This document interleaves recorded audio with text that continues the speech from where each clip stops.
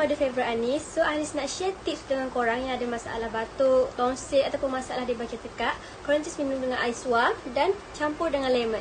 Tapi korang kena pastikan madu yang korang minum tu adalah madu yang asli.